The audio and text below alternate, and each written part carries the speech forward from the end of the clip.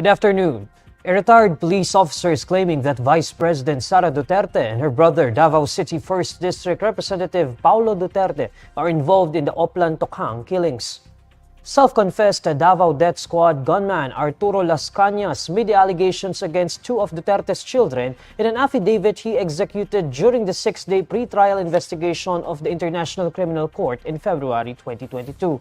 In a video call with reporters, Las Cañas said that Sara Duterte had, quote, invented Tokhang with Senator Bato de la Rosa, then the Davao City Police Chief, as a way to downgrade drug killings to mere kidnapping cases when the slain drug suspects inevitably went missing. Las Cañas adds that Sara Duterte, who served as mayor of Davao City, didn't want to be constantly interviewed by the media about the killings by motorcycle-riding gunmen in Davao.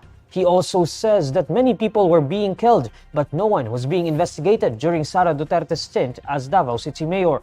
According to Las Cañas, this strategy was Sara's way of creating her own trademark in her father, President Rodrigo Duterte's drug war. In his estimation, more or less 3,000 were supposedly abducted and killed in Davao for petty crimes, including drug-related offenses under Sara's leadership. Las Cañas also detailed his role as the frontman in the illegal drug smuggling in Davao City, allegedly run by Paolo Duterte, also known by his nickname Pulong, who served as Davao City's vice mayor. The whistleblower claimed he received around 50,000 pesos to 70,000 pesos per week as he served as a security escort in the transport of bribe money as, quote, per instruction of Vice Mayor Paolo Duterte from the Davao port. Las Cañas said he personally delivered around 50,000 pesos to De La Rosa and 150,000 pesos to Paolo Duterte every week. When asked by reporters on what prompted him to come out of hiding, Las Cañas said that the Dutertes are no longer in power anymore and that he stood as witness to their crimes against humanity. The Inquirer asked Vice President Sara Duterte and Davao Representative Paolo Duterte's media officers for their comments on the allegations, but both parties were not able to give a comment as of press time. Former President Rodrigo Duterte declares his plan on the separation of Mindanao from the rest of the Philippines. In a press conference, Duterte says there is already a regrouping of local political forces that will start a movement campaigning for a separate and independent Mindanao. He clarifies that the movement is not a rebellion nor won't be a bloody movement, but will instead follow the process established by the United Nations, wherein signatures are gathered and should be verified under oath with the presence of other witnesses to signify the people's desire for the separation from the country. The former president also says that he would rather consider Mindanao to be independent, adding that nothing has happened in the Philippines after so many presidents. According to Duterte, the new movement would be headed by Davao del Norte Representative Pantaleon Alvarez. Meanwhile, Alvarez says that Mindanao may follow the track taken by Singapore in the 1960s when it was separated from Malaysia and became an independent state, adding that Mindanao has bigger potentials with its natural resources. Vice President Sara Duterte respects the opinion of her father, former President Rodrigo Duterte, against President Bongbong Marcos. In a statement, Sara Duterte expressed her gratitude to President Bongbong Marcos for his continued trust in her as the Education Secretary and for respecting her principles.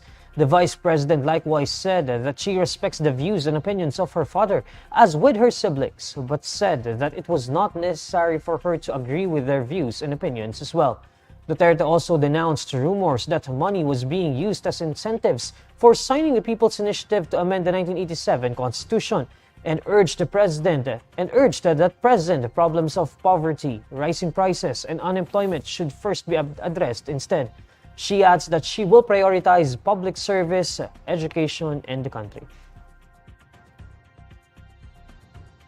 Prices of liquefied petroleum gas climbed by 10 pesos and 45 centavos per 11 kilogram tank this February.